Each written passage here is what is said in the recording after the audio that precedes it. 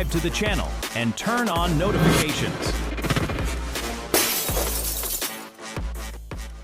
That's just how we roll. You know what it is, what it is. How we roll. You know what it is, what it is. That's just how we roll. Hello. Welcome back to At Home with Goldnbronze. You know, I am so glad that you decided to step in and visit with me today, as I know there are plenty of places on YouTube that you could have checked in to see what they were talking about, but I appreciate you decided to do that with me today. So let's get to it. I'm trying to make them not so lengthy so that you'll listen to the entirety of the video, because most of my content is informative, educational, inspirational, motivational, and sometimes spiritual, and I often have some entertainment for you. So we'll just try to keep it down to 30 minutes or so, and let's get with it. Today's topic is accessible to you, but unavailable to me. When people expect your presence, but withhold theirs. Now, my core message today is healthy relationships require reciprocity. I am so sorry. They require you to be reciprocal, and I don't know why I couldn't get that out. Not constant accessibility. You know, sometimes we just get hung up on words that we really know how to say. My tongue was tied. I just couldn't get it out, and I apologize. But you should not have to earn the right to receive the same consideration, communication, support, and presence that others expect from you. So I want to say again, before I dive into it, that I want to thank you for coming back to At Home with Goldnbronze, where we talk about real life, real relationships, real growth, and the things that sometimes hit us right in the heart, but we don't let it stay there. Today, we're talking about something that I know a lot of people can relate to. I certainly can. A lot of what I've talked about is what I have had to relate to, endure, or have experienced. So, have you ever noticed that some people expect you to be available when they need you, but when you need them, suddenly everybody's busy? They got to check their calendar. They got to get back with you later on, or they're simply busy. You answer the phone when they call. You return the call. You check in. You show up. You listen, and you make time. You even rearrange your schedule. You give grace. You give understanding. But when the tables turn, crickets, crickets, crickets. It can tick you off. It can. But now let me be clear. We're not talking about people having lives. We're not talking about someone missing a phone call or being unavailable every now and then. Life happens. People have responsibilities. We get it. Emergencies pop up. They have families, jobs, and their own personal struggles. I'm talking about a pattern. I'm talking about relationships where your accessibility is treated like an obligation, where their accessibility is treated like a privilege. You are expected to be there, but they get to decide when they will be there for you. You are expected to respond, but they can ignore you. You are expected to communicate, but they disappear. You are expected to understand, but they don't extend the same understanding to you. And here's the question I want us to explore today. What happens when people become accustomed to having unlimited access to you, but they only give you limited access to them? Because, baby, that can cut you to the white meat, and that can hurt. It can leave you feeling unimportant, unappreciated, used, and confused. And sometimes, if we're not careful, we start questioning our own value. But today, we're going to change the conversation. We're going to talk about the psychology behind these dynamics, the pros and the cons of being overly accessible, consequences of one-sided relationships, and most importantly, how you can reset the expectations people have without becoming cold, bitter, or unavailable. Because the goal isn't to become a person who doesn't care. The goal is to become a person who understands that access to you is a privilege, not an entitlement. So turn up the volume, get comfortable, get your wine, get your tea, get your soda, your water. I have my water here. Whatever it is that you want to sip on, get ready and let's talk about it. This is At Home with Goldnbronze, and we're getting ready to get right into it now.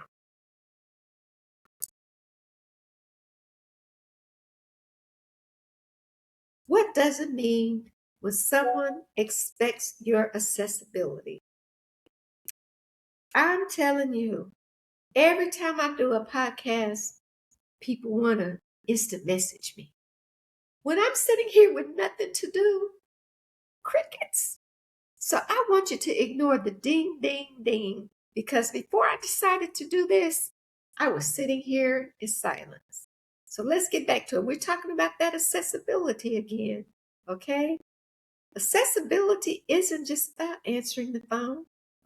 It could mean they expect you to always respond quickly, just like these instant messages I'm getting while I'm trying to do this recording.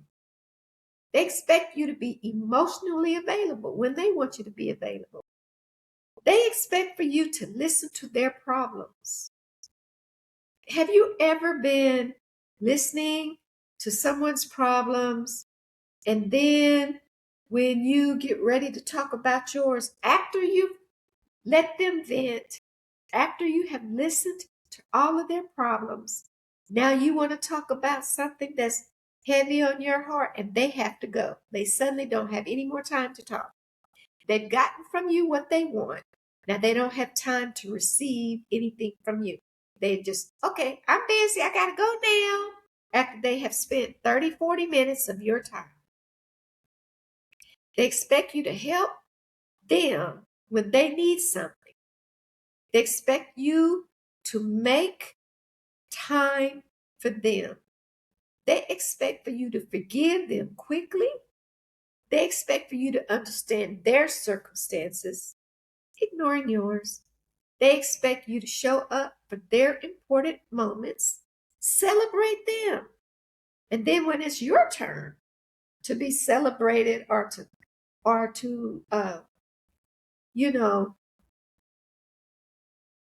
do something that's important to you, they don't have time. They're busy.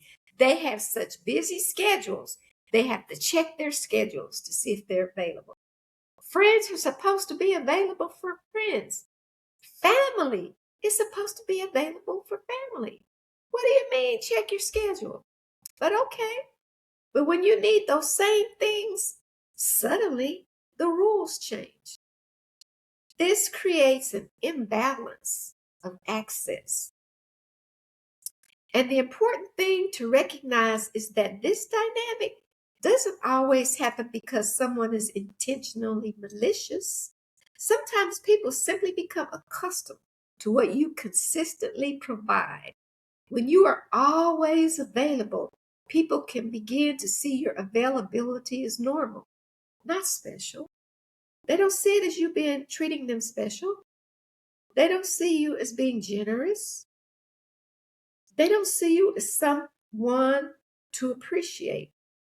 They see you as it's expected of you to be available for me,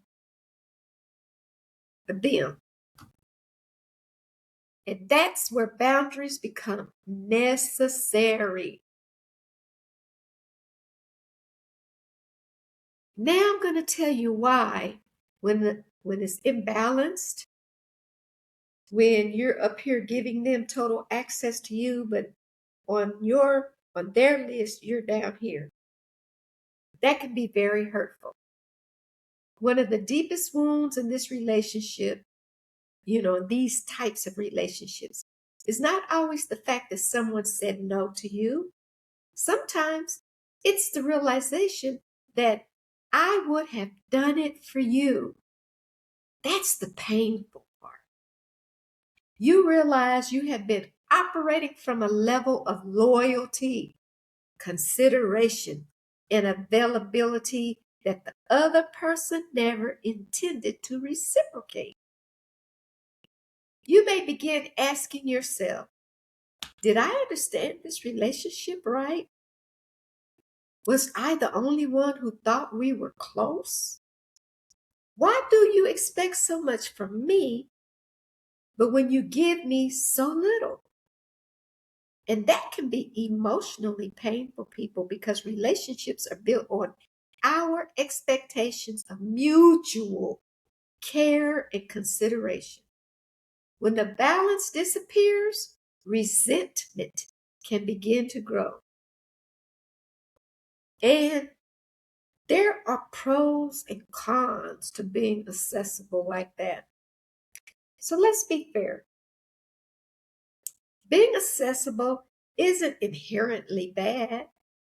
In fact, there are beautiful qualities that come with being able to be an accessible person. You may be dependable. People know they can count on you. You may be compassionate. You care about what others are going through. You may be trustworthy. You follow through when you say you will be there or you will do something, you follow through. You may be a good communicator. You value staying connected. A supportive friend or family member, you may be that too. You don't abandon people when life gets difficult. These are wonderful qualities to have, beautiful qualities to have. The problem is, the problem isn't being available. The problem is being available without boundaries. Now, I'm speaking to you from a point of experience. All those things that I mentioned, I am. But I was available without boundaries. Those are the pros. Now, let me tell you about the cons of over accessibility. When you become too accessible, you can accidentally teach people that I can always get to you. You always answer the phone. You're going to text me right away. That can create several problems. People may stop appreciating your time. People may stop respecting your time. If you always say yes, your yes become invisible. People may feel entitled to you. Now that's my problem. They may become upset when you say no, when you make changes, when you move differently. Now they become upset. You may neglect yourself. You spend so much time meeting everyone else's needs that your own needs get pushed aside. I am speaking from a place of experience. then resentment develops. You start thinking, why am I always there for everyone when nobody is there for me? That is not the victim mentality. That is the light bulb coming on. Your relationships become transactional.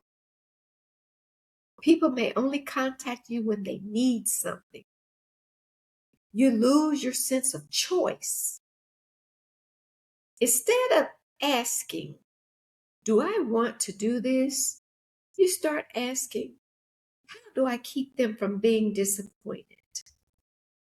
And that's a dangerous place to live. There were many times when I was more concerned about whether they would be disappointed if I said no than just saying no because of something I couldn't do, didn't want to do, or was going to put me in an uncompromising situation if I did it. And there are consequences of one-sided accessibility. When this pattern continues, it can eventually damage the relationship. You may become emotionally exhausted, and I have gotten to the point where I was tapped out, emotionally drained from other people's stuff, not mine. I didn't even have time for mine. You become resentful, withdrawn, distrustful, less willing to help, less willing to communicate, more guarded. I became all of those by people dumping into me, just dumping, expecting me to do things, talk them out of it, provide the resources, fix the problem. And then when I had one, they were never around, as if I never had an issue. I do. I was always left to figure it out on my own. And I became really guarded, and I still am. I'm going to admit that. And here's the irony. Sometimes a person who has been taking advantage of your accessibility doesn't understand why you suddenly changed. They think something's wrong with you. She's changed. He's changed. And I always say, thank you for noticing. Because perhaps you have. I know I did. But maybe you didn't become a different person. Maybe you simply stopped participating in an unhealthy pattern. That was me. I did not change. I did not become a different person. I simply stopped participating in unhealthy patterns. That's an important distinction. Don't forget that. So once you do, realize that you are no longer participating in unhealthy, patterns. Then this is where I want you to think practically. Because we can't control other people's behavior. But we can't control what we continue to participate in. Accountability. If you participate in it, then you have to be upset with yourself as well. Here's what you do. Number one, stop being automatically available. You don't have to answer every call immediately. You don't have to respond to every message the moment it arrives.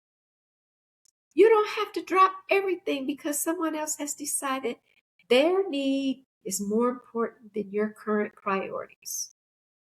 Like my cousin said to me one day, not referring to me, but a situation she had to tell somebody that their emergency was not her emergency. And I let that resonate. I'm like, she's got a point. So try saying, I'm not available right now, but I'll get back with you when I can. That's not being rude. That's acknowledging receipt of the message That's a boundary that you're setting, and that's communicating that you will get back to them as soon as you can. Number 2, stop over explaining your boundaries. They are what they are.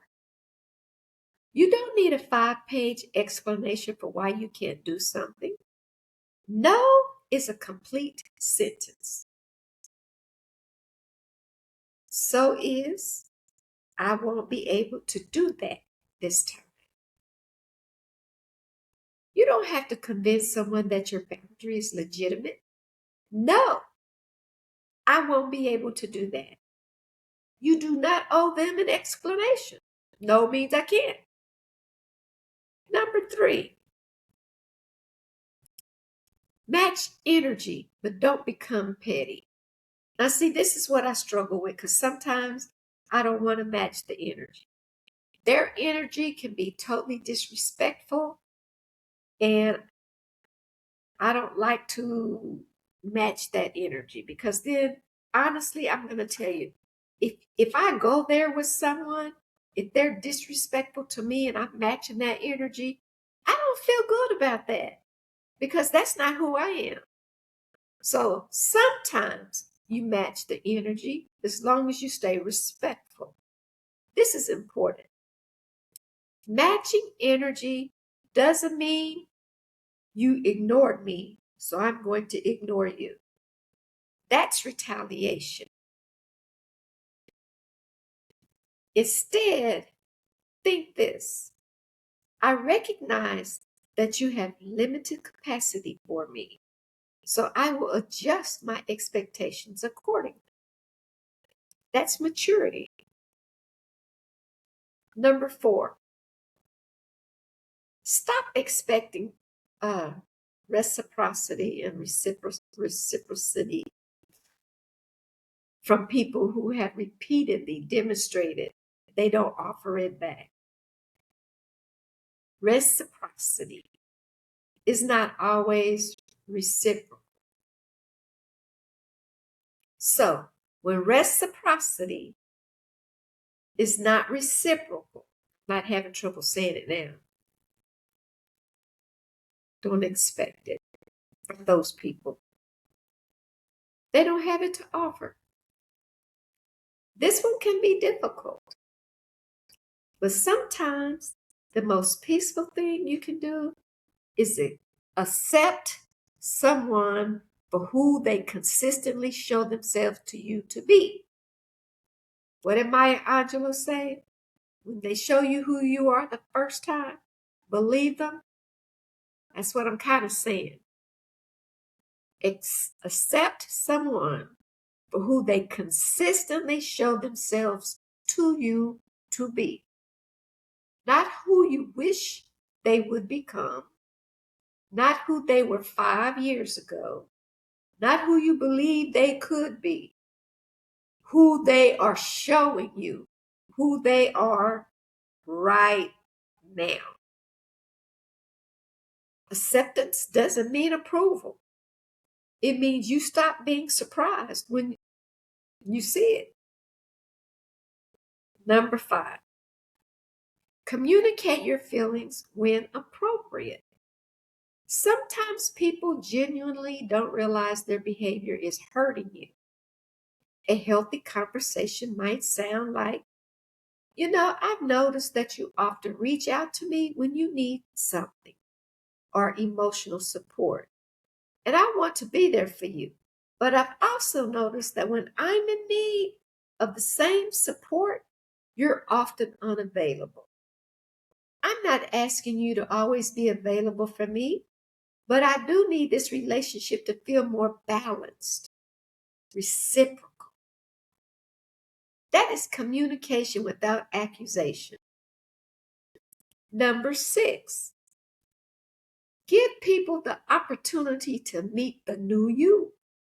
When you establish boundaries, some people will resist it. That's okay.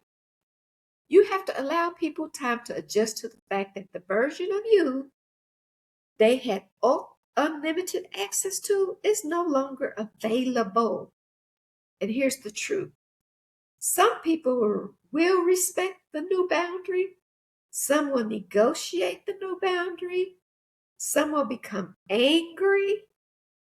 Some will disappear. I've experienced all. And sometimes their reaction gives you information that you needed to know about them. Bingo.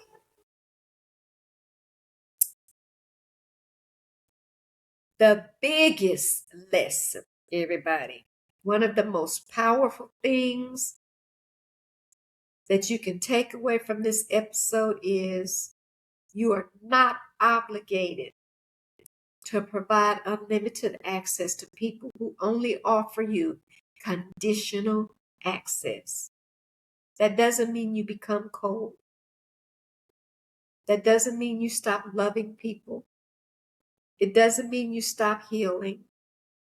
It means you learn to distinguish between love and self-abandonment, between generosity and obligation, between compassion and overextension, between being available and being accessible to everyone at the expense of yourself. Your life needs boundaries because your time is valuable. Your energy is valuable. Your emotional capacity is valuable. And your presence is valuable. And when people show you they don't care, if they don't have time, if they never call you, if when you call them, they hold the phone up to the light as if to say, they lay the phone down. So you're looking at the ceiling or the light. They really don't want to talk to you. That hurts. They would not want anyone to do that to them. So understand, your emotional capacity is valuable and your presence is valuable. And they're showing you that they don't value that.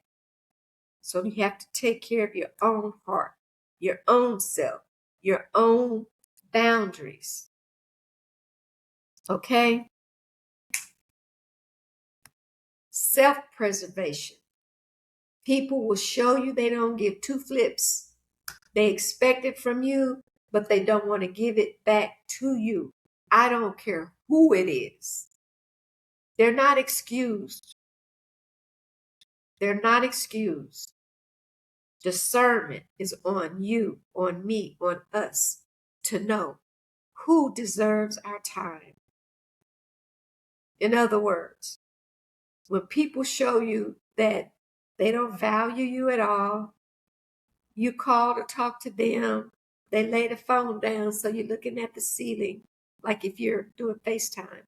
You're looking at the light, you're looking at the ceiling, you're wasting your time with people like that.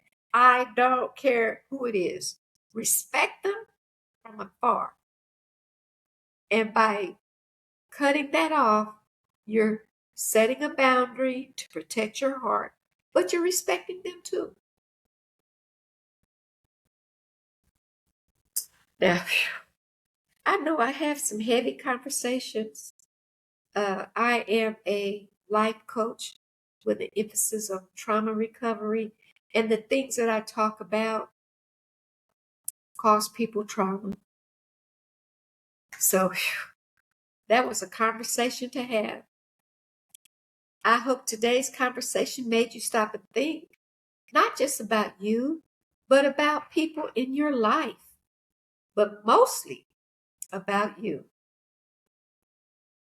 Sometimes we spend so much time asking, why don't they show up for me? I would never do that to them.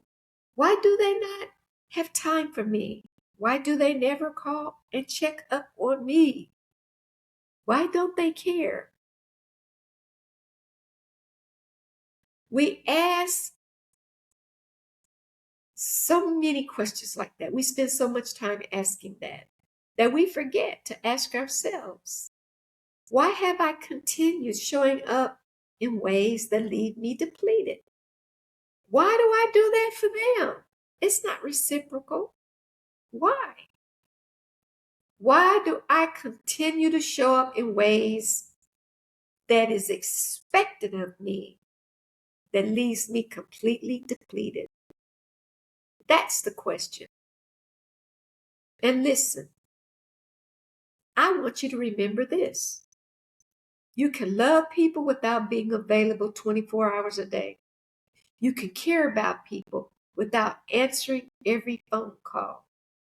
You can forgive people without giving them unlimited access to you.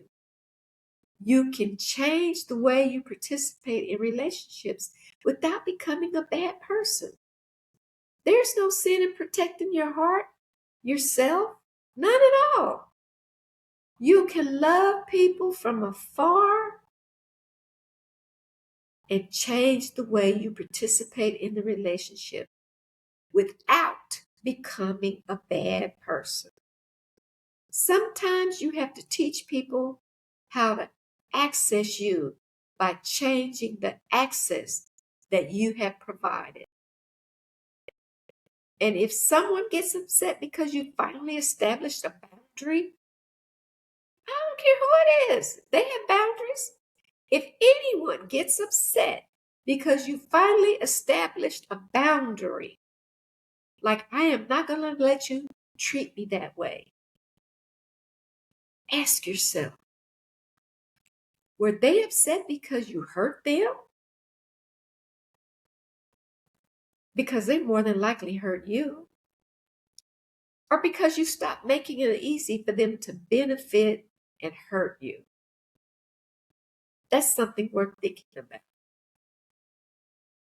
Were they upset because you hurt them? Or because you stopped making it easy for them to hurt you or to benefit from you? That's something worth thinking about. So here's your assignment for this week. Look at your relationships, whether it's friendships, work relationships, family relationships.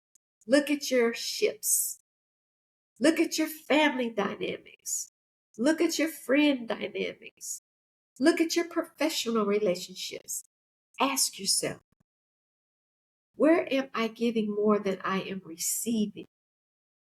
Again, ask yourself, where am I giving more than I am receiving?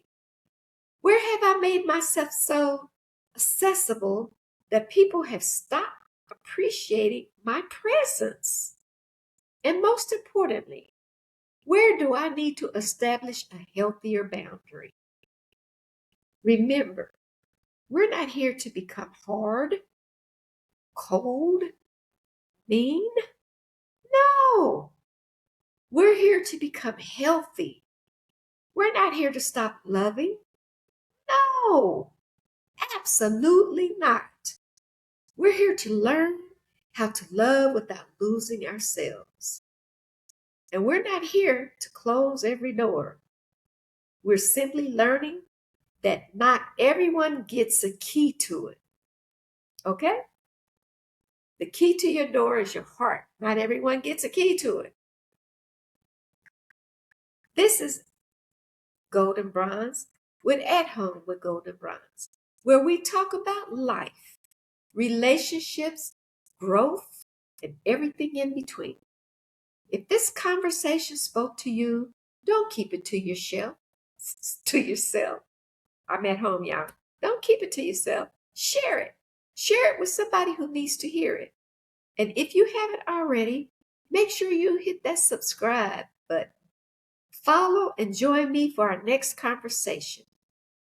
Until next time, protect your peace, protect your heart, honor your boundaries. Love yourself enough to say, no, I'm not going to let you do that to me. No, I can't do that this time. Or simply no, without an explanation.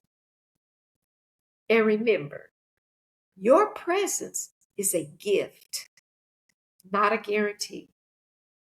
I'll see you next time, right here on At Home with Goldnbronze. And I want to thank you again. I want to thank you so much for tuning in. Now go out there and live your life on purpose. All right? Hasta la vista.